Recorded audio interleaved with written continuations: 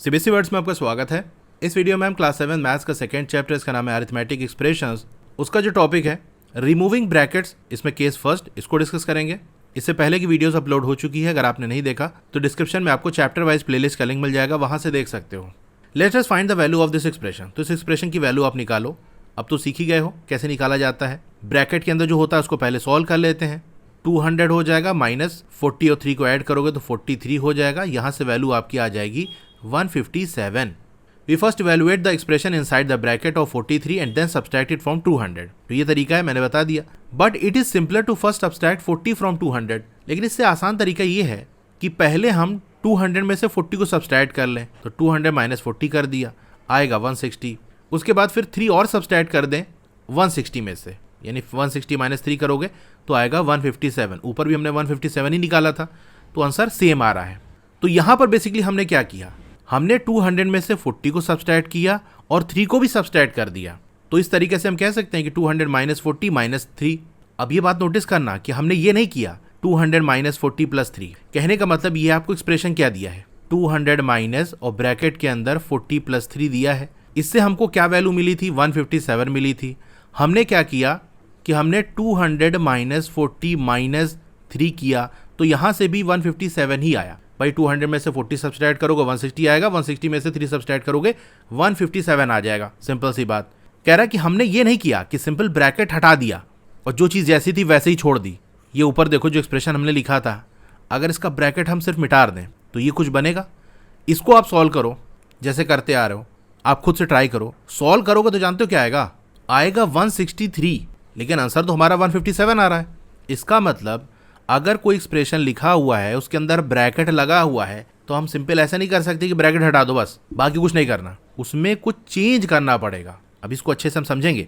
अभी ये पॉइंट तो समझ में आ रहा है ना कि सिंपल ब्रैकेट हटा देने से काम नहीं बनेगा कि ब्रैकेट हटाना है हटा दिया, कुछ और भी चेंज होगा ब्रैकेट हटने के साथ। जैसे याद करो, हम माइनस के साइन को हटा के प्लस का साइन लगाते थे, तो सिंपल ऐसा नहीं कि माइनस की जगह प्लस कर दिया, बल्कि माइनस साइन के बाद जो नंबर लिखा था उसका इन्वर्स लिखना पड़ता था, यानी कुछ और भी साथ में करना पड़ेगा।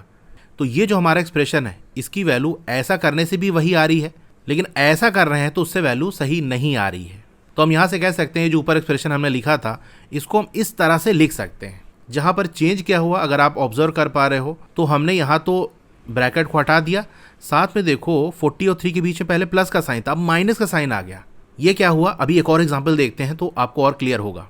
अभी मोटा मोटा आपको इतना समझ में आ रहा होगा कि हाँ साइन कुछ बदला है। कैसे बदलेंगे, कहाँ का बदलेंगे, क्यों बदलेंगे, अभी हम देखेंगे। एग्जाम्पल 12, हमने जो पहले केस देखा था जहाँ पर इरफान ने परचेज किया था बिस्किट जिसकी कॉस्ट थी 15 रुपीज़ और तुअर दाल खरीदी थी जिसकी कॉस्ट थी 56 रुपीज़। उसने 100 रुपये दिया था, तो उसको चेंज कितना वापस मिलेगा। भाई 100 रुपये दुकानदार को दिया था, उसमें से जितने का सामान हो गया वो हटा देगा, वो निकाल देगा, जो बचेगा वही पैसा वापस करेगा। तो 100 माइनस कितने का सामान हुआ था, 15 प्लस 56, ये दो सामान थे, दोनों का ऐड कर दिया, तो ये टोटल जितना होगा वही 100 में से निकलेगा, तो आएगा 29। ये हम देख चुके हैं पहले। The change could also have been calculated as follows. इस चेंज को हम ऐसे भी कैलकुलेट कर सकते थे। ए वाला है, first subtract the cost of the biscuit that is 15 rupees from 100। इसको हम ऐसे भी कर सकते थे कि भैया 100 रुपये में से पहले जो बिस्किट की कॉस्ट है वो हटा दो, यानी 100 माइनस 15 आ जाएगा 85। तो ये वो अमाउंट है जो कि शॉपकीपर को देना है इरफान को। अगर उसने सिर्फ बिस्किट खरीदा होता, तो बिस्किट जितने का है उतना निकाल के 85 वापस कर देता, लेकिन उसने तुअर दाल भी खरीदी है, तो इसमें से जो पैसा बचा उसमें से तुअर दाल की भी कॉस्ट निकालनी पड़ेगी। तो बी वाले में क्या कह रहा है, so to find the change we need to subtract the cost of toor dal from 85। 100 रुपये उसने दिए दुकानदार को, 15 रुपये उसने काट के 85 हो गया, लेकिन कह रहे तुअर दाल भी तुमने ली है तो इसका पैसा निकालो, तो 85 में से 56 निकल जाएगा, नहीं सब्सट्रैक्ट हो जाएगा आगे 29। तो देखो यहाँ से भी वही चीज़ आई ना। यहाँ पर हमने क्या किया, 100 में से 15 को भी सब्सट्रैक्ट कर दिया और 56 को भी सब्सट्रैक्ट कर दिया। ये दो सामान लिए थे, दोनों को सब्सट्रैक्ट कर दिया, 100 माइनस 15 माइनस 56। तो यहाँ से भी वही वैल्यू आई, यानी हम जो ऊपर एक्सप्रेशन लिखा है ये वाला, इसको हम ऐसे लिख सकते हैं। यहाँ भी आप ऑब्जर्व करोगे तो सिंपल ब्रैकेट नहीं हटा है कि यहाँ ब्रैकेट हट गया, बल्कि आप देखो तो यहाँ जो प्लस का साइन था वो माइनस का साइन लग गया। Notice how upon removing the brackets preceded by a negative sign the sign of the term inside the bracket change. तो यहाँ से आपने नोटिस किया कि अगर हम उस ब्रैकेट को हटा रहे हैं जिससे पहले माइनस का साइन है, ऊपर के केस में भी देखो, ये जो हमने स्टार्टिंग में देखा था, ये जो एक्सप्रेशन हमारा लिखा था, यहाँ देखो ब्रैकेट से पहले माइनस का साइन है, और ये जो एग्जाम्पल हमने देखा यहाँ पर भी आप देख सकते हो जो ब्रैकेट लगा है उसके जस्ट पहले माइनस का साइन है। तो जहाँ पर भी हम उस ब्रैकेट को रिमूव कर रहे हैं जिससे पहले निगेटिव का साइन है, यही बात कह रहा है, removing the bracket preceded by a negative sign, यानी जिसके पीछे निगेटिव लगा हुआ है, माइनस का साइन लगा हुआ है, तो वहाँ ब्रैकेट को रिमूव कर रहे हैं। तो ब्रैकेट के अंदर जो टर्म्स हैं उनका जो साइन है वो चेंज हो जा रहा है।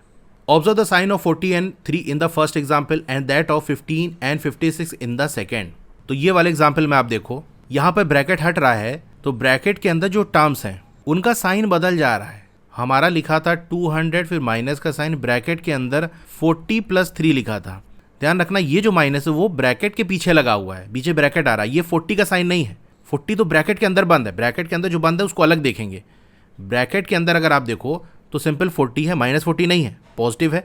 3 भी पॉजिटिव था, जब ब्रैकेट हटाया तो क्या हो गया, 200 - 40 हो गया, यानी 40 पहले पॉजिटिव था अब निगेटिव हो गया। इसी तरह से 3 जो पॉजिटिव था वो 3 निगेटिव हो गया। देखो किसका साइन है ये देखा जाएगा, किसके जस्ट पहले लगा हुआ है। अगर माइनस का साइन है, बीच में ब्रैकेट आ जा रहा है और उसके बाद कोई नंबर लिखा हुआ है तो वो माइनस साइन उस नंबर का नहीं है, वो नंबर अंदर जो साइन लिया होगा वो वही होगा। जैसे हमने लिखा माइनस और यहाँ पर लिख दिया -5 + 2, तो ये जो 5 है ये निगेटिव है क्योंकि इसके जस्ट पहले माइनस लगा हुआ है।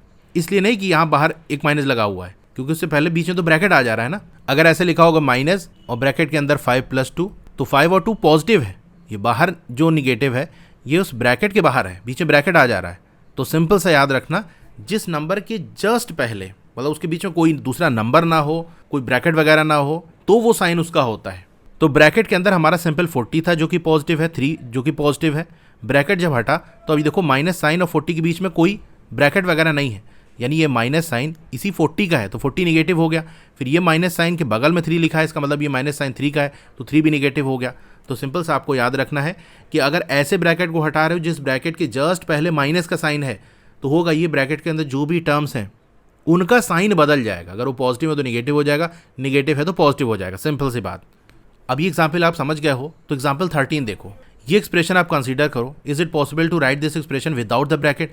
क्या बिना ब्रैकेट के इस एक्सप्रेशन को हम लिख सकते हैं? इसको आप ट्राई करो, खुद से ट्राई करो, अगर समझ गए हो बात तो। कैसे करेंगे हम? ये हमारा एक्सप्रेशन लिखा है, ब्रैकेट के अंदर देखो 250 लिखा है ना, उससे पहले कोई माइनस साइन नहीं है ना, इसका मतलब 250 हमारा पॉजिटिव है। ये 100 इसके जस्ट पहले माइनस का साइन, इसका मतलब ये निगेटिव है। तो जब ब्रैकेट हटेगा तो होगा ये 500 तो वैसे ही रहेगा, 250 पॉजिटिव था तो निगेटिव हो जाएगा, यानी इसके जस्ट पहले माइनस का साइन आ जाएगा, और 100 से पहले माइनस का साइन था, निगेटिव था, ये पॉजिटिव हो जाएगा +100। बस ज़्यादा सोचना ही नहीं है, बस यही चीज़ याद रखनी है कि ब्रैकेट के अंदर का साइन बदल जाएगा, ब्रैकेट हटेगा तो ये आ जाएगा। अब इसको जैसे सॉल्व करते हो वैसे सॉल्व कर सकते हो। भाई ये 500 है, ये एक टर्म हो गया, प्लस -250 ये दूसरा टर्म हो गया, प्लस 100 ये तीसरा टर्म हो गया। 500 और -250 को ऐड करोगे तो आएगा 250, ये एक टर्म हो गया, प्लस 100, तो फाइनल आंसर क्या आ जाएगा? 350 आ जाएगा कि नहीं? तो ये ऐसे काम होगा। To evaluate this expression we need to subtract 250 - 100 = 150 from 500। तो यहाँ पर ये बता रहा है कि अगर हम ब्रैकेट ना हटाएं तो कैसे सॉल्व कर सकते हैं। ब्रैकेट के अंदर जो है उसको सॉल्व कर लेंगे, 250 - 100 कर दोगे 150 आ जाएगा। तो यही कह रहा है कि हमें 250 में से 100 को सब्सट्रैक्ट करना पड़ेगा तो 150 आ जाएगा।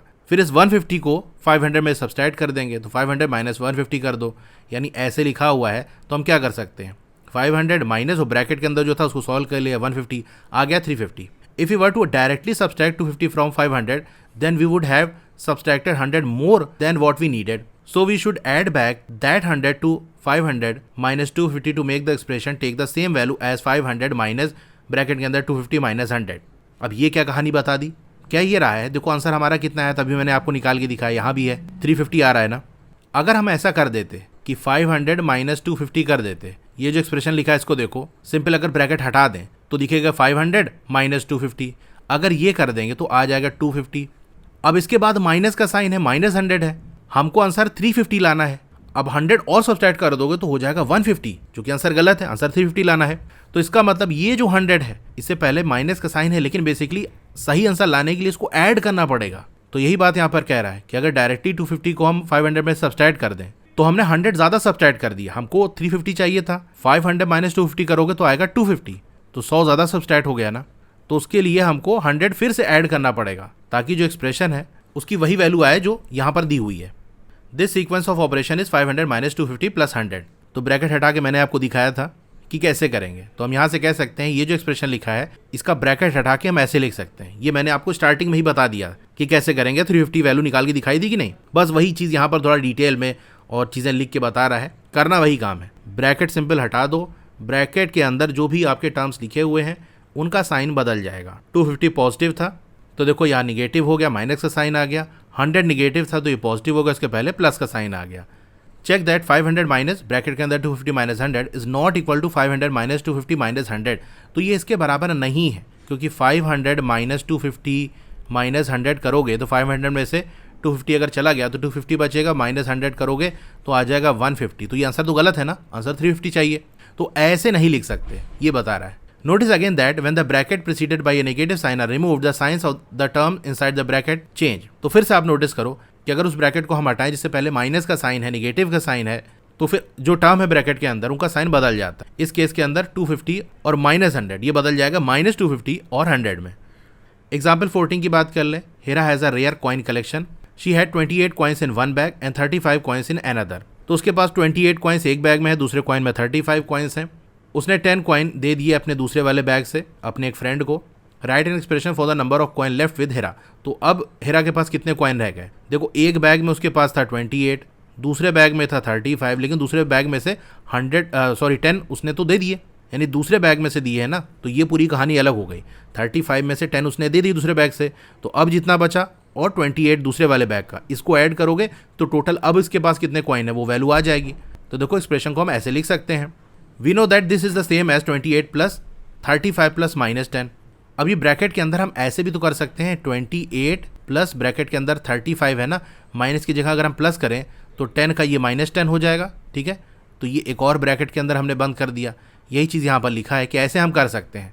भाई जब भी हम माइनस का साइन हटा के प्लस का साइन करते हैं तो माइनस साइन के बाद जो लिखा होता है उसका साइन बदल जाता है। माइनस के बाद 10 लिखा तो माइनस 10 हो गया, सिंपल सी बात है। Since the terms can be added in any order this expression can simply be written as. अब यहाँ अगर आप देखो ये जो पूरा लिखा हुआ है इसके अंदर सारी चीज़ें आपस में ऐड हो रही हैं, तो ऐड हो रही होती हैं तो किसी को भी आगे पीछे कर सकते हो, यानी 28 प्लस 35 और माइनस 10 ये हमारे पास ऐसे है, ऐसे लिख सकते हो, या फिर 28 और 35 को एक साथ लिख लो, 10 को अलग लिख लो। तो ये जो लिखा है इसको हम ऐसे लिख सकते हैं। तो यहाँ से आएगी वैल्यू 53। अब यहाँ पर देखो क्या हुआ, हमारा एक्सप्रेशन क्या था, 28 प्लस 35 माइनस 10। यहाँ पर ब्रैकेट से पहले माइनस का साइन नहीं है, अरे बबुआ देखो प्लस का साइन है, तो इसको हम ऐसे लिख सकते हैं। यानी अगर प्लस का साइन है तो सिंपल कुछ भी नहीं करना, ब्रैकेट को हटा दो, ब्रैकेट को बस हटा ही दो, साइन उन कहीं का भी कुछ भी नहीं बदलेगा। तो सिंपल 28 हो जाएगा प्लस 35 माइनस 10। यही पूरी कहानी बताएगी, ऐसे ऐसे कर लें तो हमको वही आंसर मिलेगा। तो अब यहाँ पर इस एग्जाम्पल से आप क्या कह सकते हो, when the brackets are not preceded by a negative sign the terms within them do not change their sign upon removing the bracket. तो अगर ब्रैकेट से पहले निगेटिव का साइन नहीं होता तो ब्रैकेट के अंदर जो टर्म है उनका साइन चेंज नहीं होगा जब हम ब्रैकेट को रिमूव करेंगे तब। Notice the sign of the term 35 and minus 10 in the above expression. तो ऊपर जो एक्सप्रेशन लिखा है ये आप देखो यहाँ पर, और इसको हम ऐसे भी लिख सकते हैं। दोनों केस में देखो, यहाँ पर जो 35 है ये पॉजिटिव है, 10 निगेटिव है। यहाँ पर भी देखो 35 से पहले प्लस का साइन है तो ये पॉजिटिव है, 10 से पहले माइनस का साइन तो ये निगेटिव है। तो बात वही पड़ी, सिंपल ब्रैकेट हमने हटा दिया। Rather than simply remembering rules for when to change the sign and when not to, you can figure it out for yourself by thinking about the meanings of the expressions। तो बजाय ये कि आप rules को रट लो कि कब sign change करना है कब नहीं करना है, खुद से आप पता लगाओ, सोचो कि एक्सप्रेशन की मीनिंग क्या है। इसीलिए देखो इतनी कहानी लिख के आपको बताया, सिंपल एक रूल लिख देता कि ऐसा होगा तो ऐसे कर लेना है।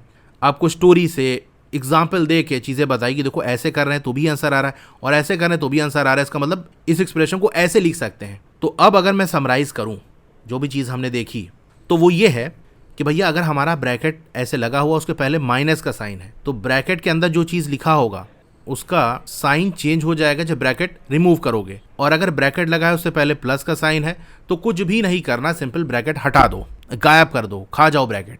टिंकर द टर्म्स, इसमें फर्स्ट केस है। टिंकर का मतलब रिपेयर करना, कुछ गड़बड़ हो गई उसको कैसे सही करें। मान लो कि एक्सप्रेशन आपने लिखा, उसकी वैल्यू निकाल ली, वैल्यू निकालने के बाद आपको ध्यान आया अरे ये जो टर्म लिखा था तो गड़बड़ लिखा था, इसे तो गलत कर दिया मैंने। तो क्या उस केस में आपको फिर से सारा चीज़ सॉल्व करना पड़ेगा, या कुछ ऐसा है कि बिना हमको पूरा दोबारा सॉल्व करे वैल्यू चेंज कर सकते हैं? तो हाँ, ऐसा तरीका है, वही हम देखने वाले हैं अभी कि जो टर्म्स है उसमें जितने की गड़बड़ी है, ज़्यादा लिख गया या कम लिख गया, उससे वैल्यू पे क्या फ़र्क पड़ता है अगर ये पता चल जाए तो उसको हम डायरेक्टली करेक्ट कर सकते हैं बिना फिर से कैलकुलेशन करे। What happens to the value of expression if we increase और decrease the value of one of its terms. तो एक्सप्रेशन के किसी टर्म की वैल्यू को इंक्रीज करें या डिक्रीज करें तो उससे एक्सप्रेशन की जो टोटल वैल्यू है उस पर क्या फर्क पड़ेगा। Some expressions are given in the following 3 column. कुछ एक्सप्रेशन आपको यहाँ नीचे दिए हुए हैं। In each column one or more terms are change from the first expression. तो हर कॉलम के अंदर एक या एक से ज़्यादा टर्म को चेंज किया जा रहा है पहले एक्सप्रेशन के अंदर। Go through the example in the first column and fill the blanks doing as little computation as possible. तो जो ब्लैंक्स है उसको आपको फिल करना है। इसके लिए आप जितना कम से कम कंप्यूटेशन कर सकते हो यानी कैलकुलेशन कर सकते हो वो करना है। यानी फिर से पूरा सॉल्व करोगे तो आंसर तो निकाल ही लोगे, लेकिन कम से कम कैलकुलेशन करना पड़े और हमारा जो एक्सप्रेशन है उसकी वैल्यू आ जाए। ये कैसे करेंगे चलिए देखते हैं। तो हमारा एक्सप्रेशन लिखा है 53, इसमें ऐड कर रहे हैं -16 आ रहा है 37। अगर पहले टर्म की वैल्यू हम बढ़ा दें 53 से 54 कर दें तो 54 प्लस -16 का -16 ये वैसे ही है। तो अगर इसको सॉल्व करोगे आएगा 38। तो पॉजिटिव वाले टर्म को अगर हमने इंक्रीज किया तो वैल्यू भी देखो इंक्रीज हो गई। 53 से 54 किया तो फाइनल जो एक्सप्रेशन की वैल्यू थी वो भी 37 से 38 हो गई। 54 is 1 more than 53 so the value will be 1 more than 37। अच्छा ऐसा हुआ क्यों? क्योंकि जो 54 है वो 53 से एक ज़्यादा है, यानी हमने एक टर्म को इंक्रीज कर दिया, एक बढ़ा दिया, तो टोटल वैल्यू भी एक बढ़ जाएगी। सिंपल सी बात, कोई दिक्कत नहीं। अब यहाँ पर बताओ, यहाँ 53 को 53 रखें, ये नहीं कुछ बदल रहे हैं, प्लस जो -16 था उसको हमने -15 कर दिया। अब क्या आएगा? इसका आंसर देने से पहले ये चीज़ तो पहले बताओ, इज -15 1 मोर और 1 लेस देन -16? जो -15 है वो -16 से एक ज़्यादा है कि एक कम है? अच्छा पहले आप ये बताओ कि -15 बड़ा या -16 बड़ा?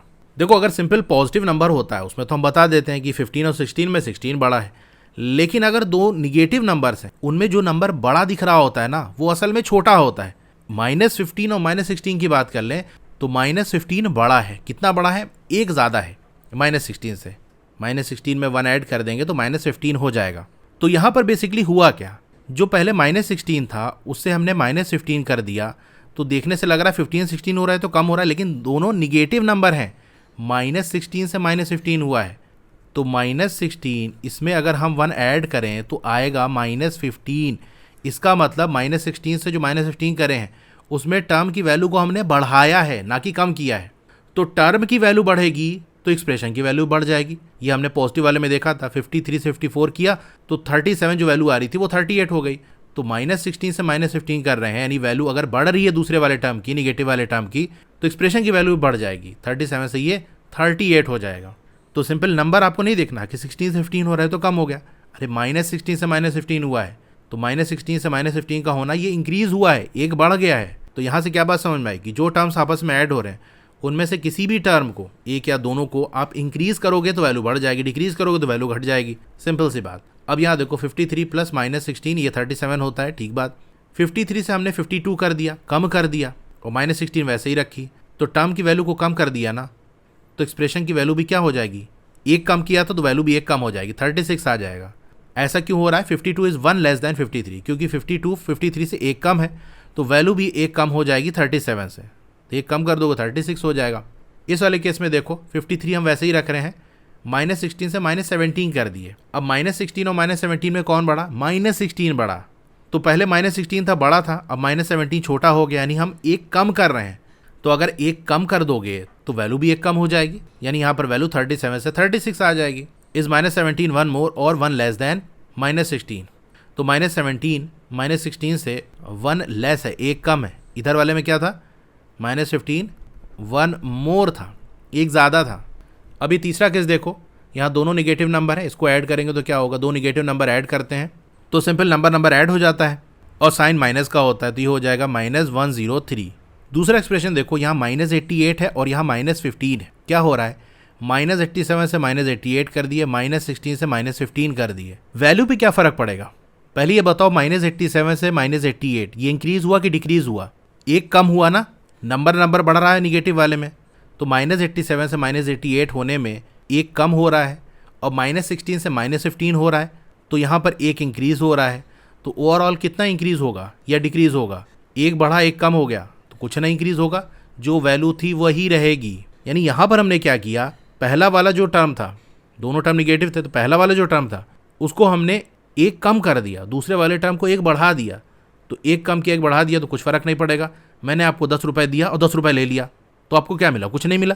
जितना दिया था उतना ले लिया, तो जितना कम किया तो उतना बढ़ा दिया, तो वैल्यू वही रहेगी। अब यहाँ देखो -86 और -18, -87 से -86 हो गया, तो इंक्रीज हुआ कि डिक्रीज हुआ, पहले ये बताओ। 87 से 86 तो कम होता है, लेकिन माइनस का साइन है, यानी ये एक ज़्यादा कर दिया हमने। और -16 से -18, 16 से 18 तो ये तो इंक्रीज है, लेकिन निगेटिव है, तो कहानी उलट जाएगी। -16 से -18 ये दो हमने कम कर दिया, तो +1 -2, एक पॉजिटिव एक निगेटिव, ये ऐड होगा तो नंबर सब्सट्रैक्ट हो जाएगा, साइन बढ़ेगा लगेगा। 2 बड़ा है ना, तो माइनस का साइन, यानी ओवरऑल हमको क्या करना पड़ेगा, -1 करना पड़ेगा। तो -103 और -1 मिलके क्या हो जाएगा, -104। इसको आप ऐसे समझ सकते हो कि जैसे ये -1 हमारा आया ना, तो वैल्यू को एक कम करना है, तो -103 को कम करोगे एक, तो क्या हो जाएगा, -104 हो जाएगा। अक्सर बच्चों को ये कन्फ्यूजन होता है, माइनस साइन में चीज़ें बदल जाती हैं ना, हम वही देखते आ रहे हैं 16 से 18 हुआ है तो बढ़ गया, लेकिन माइनस का साइन है तो बस उल्टा आपको सोच लेना है। 87 से 86 हुआ, दोनों निगेटिव है, तो इसका मतलब कम नहीं ज़्यादा हुआ है। -16 से -18 हुआ, तो 16 से 18 तो बढ़ता है, लेकिन -16 से -18 ये घट जाएगा, 2 कम हो गया है।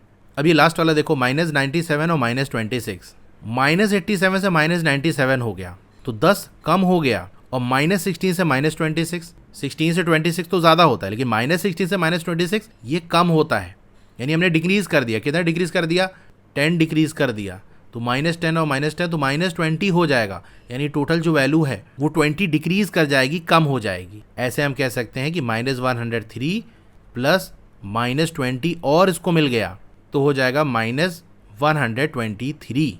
यानी सिंपल हमने क्या किया, -87 से -97 किया, यानी पहले वाले टर्म को 10 कम कर दिया। -16 से -26 किया, इसका मतलब दूसरे वाले टर्म को भी 10 कम कर दिया, तो टोटल मिलाकर 20 कम किया है हमने वैल्यू में से। एक टर्म को 10 कम किया, दूसरे टर्म को 10 कम किया, तो -123 में से 20 को कम कर देंगे, तो कम करोगे क्या होगा, नंबर बढ़ा हुआ आपको दिखेगा कि 103 से 123 हो गया, लेकिन माइनस का साइन है ना, सिर्फ उल्टा सोचना है आपको निगेटिव के केस में।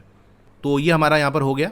अब देखो इसके बाद फिगर इट आउट दिया हुआ है, उसको आप खुद से ट्राई करना, नेक्स्ट वीडियो के अंदर उसको हम डिस्कस कर लेंगे। अगर आपको क्लास 7 की और वीडियोस देखनी है तो इस तरीके से आपकी वीडियो चल रही होगी, पहले वीडियो को लाइक कर लो, चैनल को सब्सक्राइब कर लो, फिर मोर पे क्लिक कर देना है, एक बार फिर से आपको मोर पे क्लिक कर देना है तो डिस्क्रिप्शन ओपन हो जाएगा। यहाँ पर आपको क्लास 7 के लिए अच्छी बुक का लिंक मिल जाएगा, फिर उसके नीचे क्लास 7 के व्हाट्सएप चैनल का लिंक आपको मिल जाएगा, उसको क्लिक करके ज्वाइन कर लो। डोंट वरी, आपका नाम और फोन नंबर किसी को विजिबल नहीं होगा। फिर मेरी वेबसाइट का लिंक आपको मिल जाएगा, उसके नीचे क्लास 7 की अलग अलग सब्जेक्ट की प्लेलिस्ट का लिंक मिल जाएगा, जिस सब्जेक्ट की वीडियो देखनी है वहां से क्लिक करके देख सकते हो। Okay, thank you.